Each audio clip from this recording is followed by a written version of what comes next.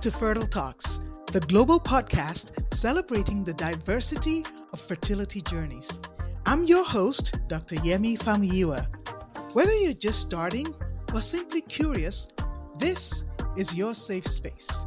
In each episode, we will bring you expert insights, heartfelt personal stories, and the latest in reproductive health. Our goal is to break down barriers, tackle stigma, and provide support and hope. So whether you're in the Americas, Africa, or Asia, Fertile Talks is your companion on the path to parenthood. Thank you for tuning in and welcome to Fertile Talks.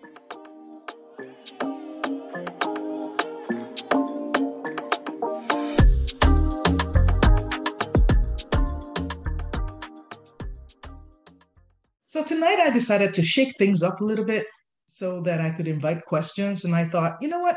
Let me tackle some of the myths that are out there, some of the fiction, if you will, the misinformation going on, and see what we could come up with. So I'm going to go through a series of about 14 fact fiction kind of thing with you guys. And then at the end, we will sit down and have a discussion. So the first thing I wanted to go over the fact is you hear this a lot. It's a woman's problem. It's always the woman's fault.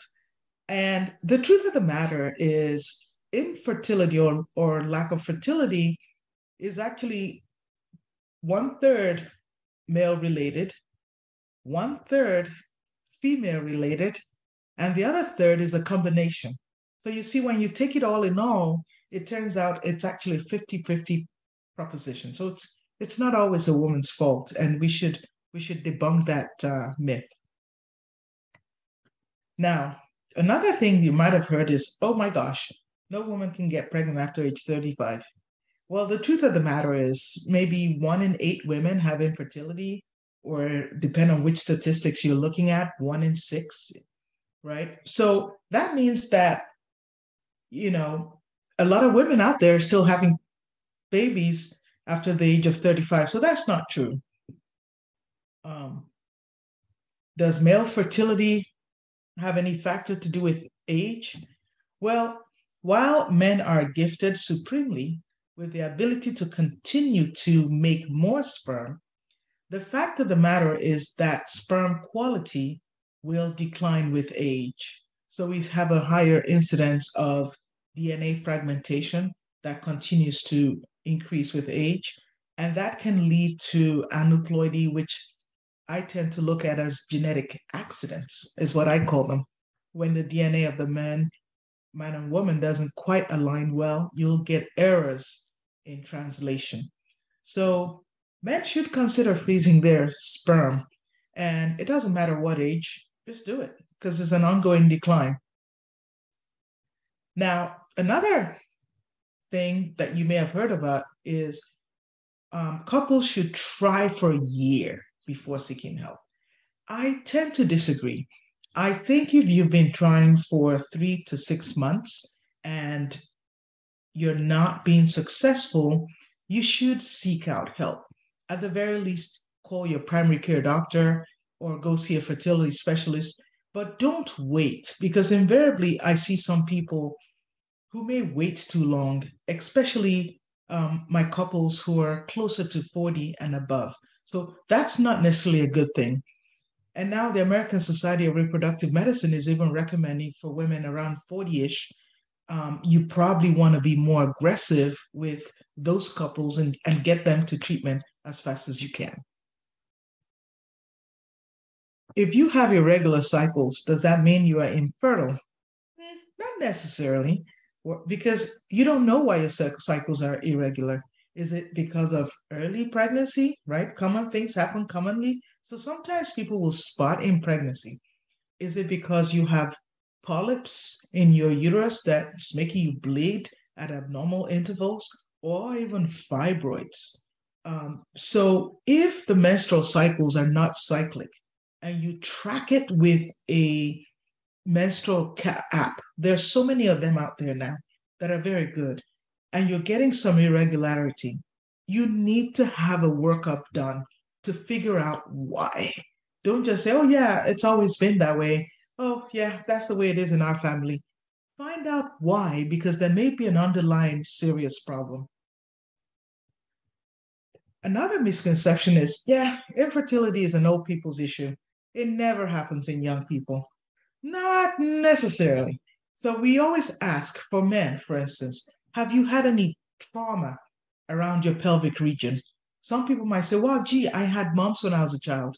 Or I had a case where a man was said he had an accident where his pelvic bone was crushed as a teenager. Or young women also suffer endometriosis and fibroids. So that is actually not true. So if you can't get pregnant, it doesn't matter what age, please, please, please seek help. Does stress cause infertility? That's another question that people ask. It's probably the other way around. The lack of fertility induces stress, right? So by relieving the stress, you may help treatment, but stress by itself does not lead to infertility. It's the other way around. Does food affect fertility? Not really. I think we go for having a general balanced diet with good vegetables and berries. So food does not cause infertility. We usually tell patients to strive for a healthy mix of food that would help them. Infertility can always be cured. Not really. Sometimes you just can't treat it. Sometimes you can't cure it. And that's just the way it is. Um, your overall health does not impact your fertility.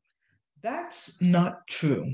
So your overall health, if you have diabetes, if you have the renal problems, if you have general diseases or general overall poor health, that could affect your ability to get pregnant. Well, see.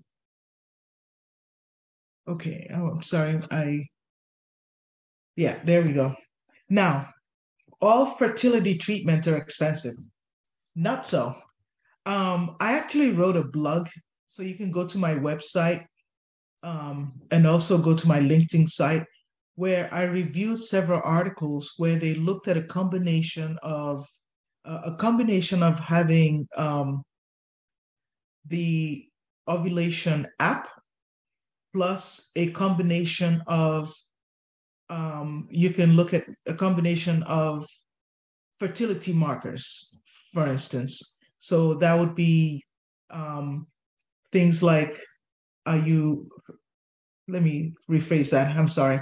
So things like your app for fertility app, if you combine that with things like fertility markers, for instance, the incidence of success goes up. So you can have interventions that are not expensive at all, and you can get success with that. If you have a successful pregnancy, does that guarantee that you will have future successes? Not really.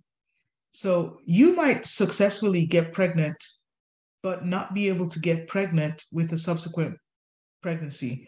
So that has to be looked at if someone is not successfully getting pregnant after having a previous pregnancy.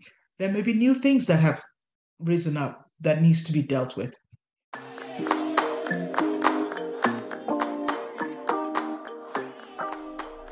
Thank you for tuning in to Fertile Talks. We hope today's episode has provided you with valuable insights and support for your fertility journey. Remember, you are not alone. Now, if you have any questions or topics you'd like us to cover, please simply leave us a comment. And please don't forget to like, share, and subscribe with a friend. Your ratings, your shares, and your reviews are greatly appreciated and is going to help us serve more of our listening audience. Thank you once again. This is Dr. Famiyiwa.